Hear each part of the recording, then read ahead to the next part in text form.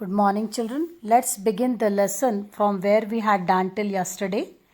I remember a story a man from Udupi once told me. As a young boy, he would go to school past an old temple where his father was a priest. He would stop briefly at the temple and pray for a pair of shoes. 30 years later, I visited his town and the temple, which was now drowned in an air of desolation. In the backyard where lived the new priest, there were red and white plastic chairs. A young boy dressed in grey uniform, wearing socks and shoes, arrived painting and threw his school bag on a folding bed. Looking at the boy, I remembered the prayer another boy had made to the goddess when he had finally got a pair of shoes. Let me never lose them. The goddess had granted his prayer. Young boys like the son of priests now wore shoes, but many others, like the rag pickers in my neighborhood, remain shoeless. Children, desolation means the state of being empty, and painting is taking short and quick breath. Now, children, here the writer narrates a story told to her by a man from Udupi. Udupi is a town in Karnataka, as you can see here. When he was a young boy, he would walk to his school. On the way, he would cross a temple where his father worked as a priest. Then he would stop at the temple and pray to God to bless him with a pair of shoes as he did not have any pair of shoes. After 30 years, the writer visited the town and the temple, and now the place was nearly empty. The new priest lived in the backyard of the temple. So, this can be the same priest, the child who used to pray for the shoes. He has now become a priest. Plastic chairs in red and white color were kept there. A young boy came running and he was wearing grey colored school uniform, that is a public school uniform, and socks and shoes. And he had a school bag hung on his shoulders. He threw it on the bed and ran away. The writer wants to say that the financial position of the priest at the temple, the present priest at the temple, had improved over the last 30 years. So now he could afford shoes for his child, and she was reminded of another boy who did not have any pair of shoes and used to pray to the goddess that he may never lose the shoes that he had got. Children, here the writer wants to emphasize that it is not very difficult for somebody to get a pair of shoes. Easily they can have, but the problem is that they don't want for themselves any shoes, as they want to expose themselves to be forever poor. As we had done yesterday, they are pretending for perpetual state of poverty, because as if they want to gain from the people, and so again and again they request the people for the alms, etc., and so because of that reason they remain shoeless. So children, narrator points out that it is only their desire to stay poor, otherwise it is not so that they do not get a pair of shoes for their life. They just want to expose and remain poor, expose themselves to be poor. My acquaintance with the barefoot rag pickers leads me to Simapuri, a place on periphery of Delhi, yet miles away from it metaphorically.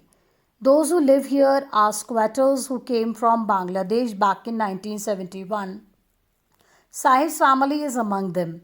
Simapuri was then a wilderness, it still is, but it is no longer empty.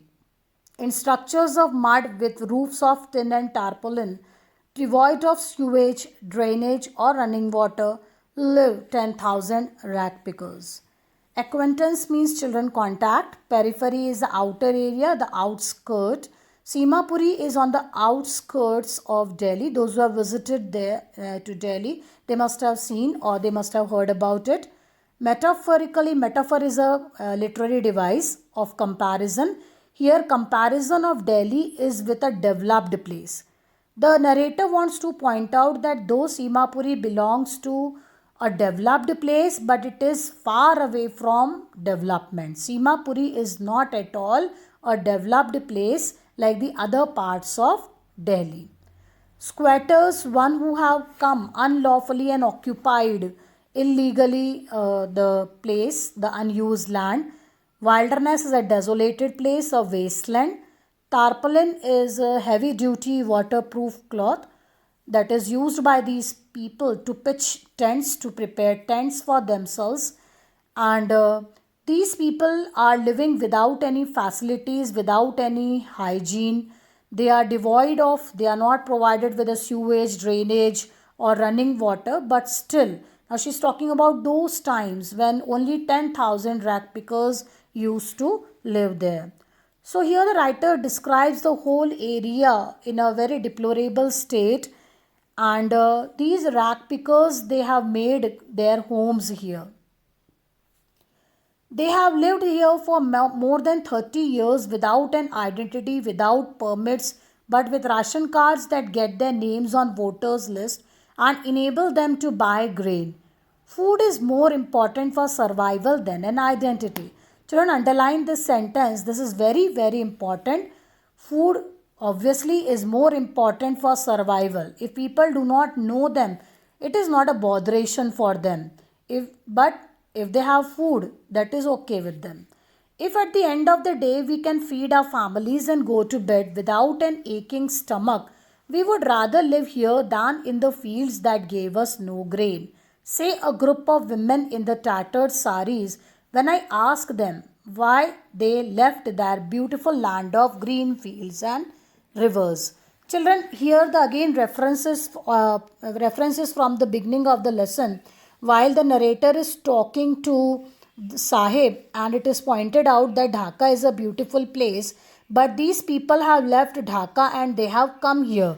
They have come here because they are getting at least food. They have come here in search of food because they know that food is more important for survival than identity.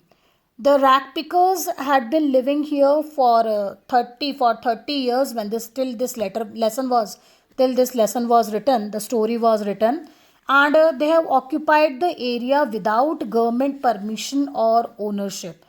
The politicians of the area, they have provided them with the ration cards because ration card becomes an identity proof for them, and they are able to get the ration or the food for themselves. So these people have also readily agreed to take the ration cards, to apply for the ration cards. Now the politicians, the narrator points out, have the benefit that by ration cards these people are registered in the voters list, and the politicians get the vote out of them because their names are registered in the voters list, and these people have the advantage of food. So vice versa, you can say reciprocal. So but these people are concerned only about the food that they received with the help of the ration cards. These women, the people who live there or the women there those women who live there, they are wearing the torn saris, and they say that food is more important for them, and so unhygienic conditions do not bother them. Next, the narrator says wherever they find food, they pitch their tents that become their transit homes. Transit is temporary. Children grow up in them, become partners in survival. And survival in Simapuri means rag picking. Survival, children, is referring to only existence there. They are devoid of basic amenities, food, clothing, and shelter, and the hygienic conditions, but still they are happy to live there because they get the food there. And if they want to get the food, they will have to work. And what work they do that we are learning about is rag picking. Through the years, it has acquired the proportions of fine art. Now, find this Picking up the rag has also become an art for them. Now they know what to pick up and what to leave, what all things will be advantage to them, precious for them, and what all things will be a disadvantage for them, so that they have understood. So it has also they have also gained efficiency in this. Garbage to them is gold. Very, very, very important. Gold we have referred in the beginning of the lesson. It is their daily bread, a roof over their heads, even if it is a leaking roof, but for children it is even more. I sometimes find a rupee, even a 10 rupee note, Sahib says, his eyes lighting up. When you can find a silver coin in a heap of garbage, you don't stop scrounging, for there is hope of finding more. It seems that for children, garbage has a meaning different from what it means to their parents. For the children, it is wrapped in wonder. For the elders, it is means of survival. Very, very important, children. This question has been asked several times. Meaning of garbage, two double meaning is there of the garbage. For children, it is a gift wrapped in wonder. As for a birthday boy, birthday child, a gift that comes to him on his birthday, it is wrapped in wonder. Till the child doesn't open that gift to find out what is there in it, the child is not contented. So it is a gift wrapped in wonder. The children are excited about it. When they get 1 rupee or 10 rupee, they keep on scrounging because they have hope. They hope to get more and more. But for the elders, it is a means of survival. Survival is food, clothing, and shelter, the basic amenities they get from picking up the garbage. So here it has two meanings for the two. Next, the narrator says, one winter morning, I see Sahib standing by the fenced gate of the neighborhood club, watching two young men dressed in white playing tennis. I like the game, he hums, content to watch it, standing behind the fence. I go inside when no one is around, he admits. The gatekeeper lets me use the swing. Children, as you are talking about the basic amenities, it is so difficult for these kind of people to fulfill their basic amenities. How can they think about the extra amenities in their life, like games, sports, or entertainment, etc.? So he says that he likes the game, but he is satisfied to stand outside the fenced gate, and he remains satisfied when once he is able to use the swing, that also on the condition that when the gatekeeper allows him, he goes inside, uses the swing, and then returns back when nobody is around. So that also gives him happiness. Sahib too is wearing tennis shoes that look strange over his discolored shirt and shorts. Someone gave them to me, he says in the manner of an explanation. The fact that they are discarded shoes of some rich boy who perhaps refused to wear them because of a hole in one of them does not bother him. For one who has walked barefoot, even shoes with a hole is a dream come true. But the game he is watching so intently is out of his reach. So here the writer saw that Sahib was also wearing tennis shoes one day, and they did not look appropriate with his dress, which was worn out and faded also. He told the writer in an attempt to justify himself that someone gave him the shoes. She, however, figured out that he had got them from a garbage dump, and they must have been thrown away by a boy from a rich family, as he did not want to wear them anymore. Probably they had a hole or a two in one of them, and due to which he did not want to wear them. On the contrary, Sahib was not bothered about this fact and had no problem wearing them, as he could not afford anything better than that. He walked barefoot, and to wear a shoe even with a hole was like a dream for him. Although due to garbage dump, Sahib's dream of wearing shoes had been partially fulfilled, but his desire to play tennis would never be fulfilled. Okay, so here let's come to the next. This morning, children, there is slight difference between the prior paragraph. One winter morning it is, and then this morning. So here the separate questions can be there. Sahib is on his way to the milk booth. In his hand is a steel canister. I now work in a tea stall down the road, he says, pointing in the distance. I'm paid 800 rupees and all my meals. Does he like the job? I ask. His face, I see, has lost the carefree look.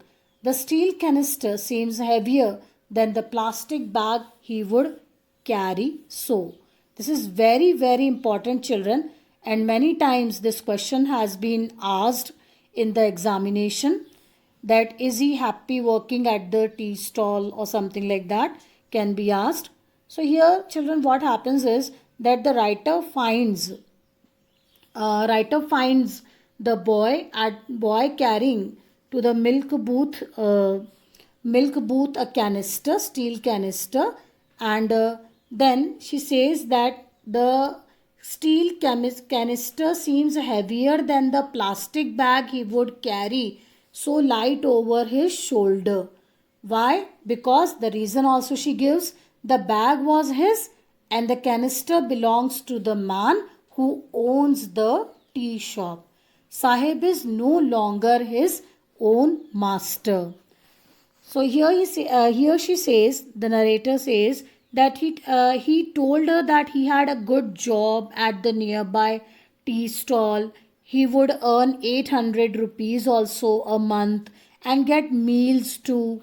The writer further asked him if he liked the job, as she could see that he had lost the carefree look, as now Sahib was working for someone else, was employed, and was carrying his master's container.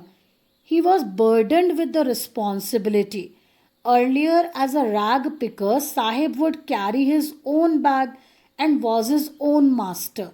So now he was no longer his own master, and so we can say that he was not happy at all.